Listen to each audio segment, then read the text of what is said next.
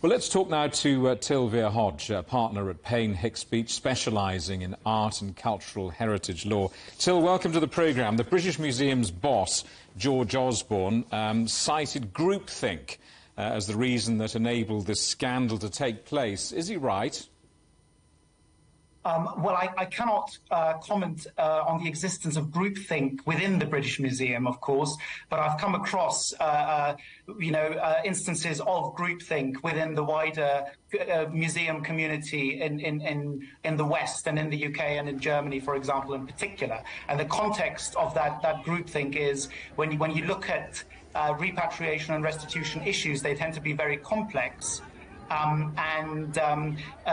Sometimes institutions may illicitly foreshorten and oversimplify the task that they face in terms of determining the provenance, doing their homework, so to speak, before they can determine whether an object really ought to be, whether a moral claim to an object ought to override legal ownership, which is what would need to happen because most of the time legal ownership vests in the museum in question.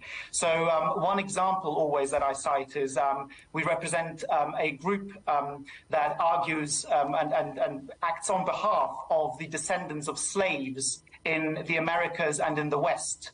And they are very much objecting to Western museums having accepted repatriation claims from Africa to the Benin bronzes because for descendants of slaves, the bronzes were made from so-called bronze manillas, which were used as currency to pay for their ancestors' lives. And Western museums have not felt it necessary to discuss with this group and with this group of people whether what should be done with these particular objects. They've completely ignored their demands. And so let me ask you... That is a clear example of groupthink within Western institutions. Does the British Museum's seeming inability to care for these ancient artefacts, when we read about all this stuff being flogged off, does that strengthen the case for those calling for their repatriation to their countries of origin? It certainly undermines the argument that certain Western institutions are the sort of internationalist museums that hold safely and securely objects on trust for mankind as such.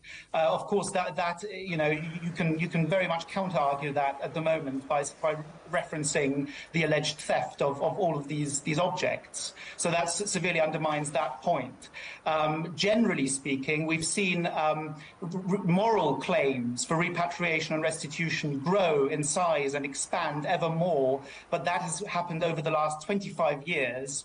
So 1998 was the year of the Washington Principles on Nazi confiscated art, which started the whole sort of moral claim framework, which has now been applied to colonial looted and other looted objects. So this is a wider development, not just premised on what recently happened at the British Museum. I think there are something like 23,000 Chinese relics in the British Museum collection.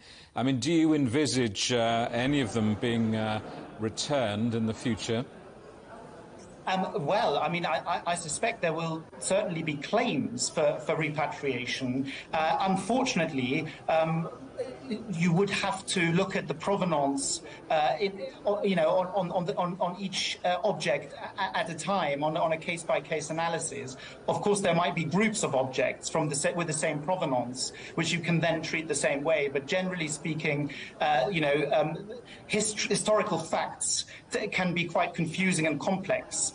And it is quite time-consuming to research the provenance of objects. But I certainly suspect that there would be objects that would be, subject to promising claims. The truth is that most of the protagonists who could give useful evidence here are long dead, aren't they?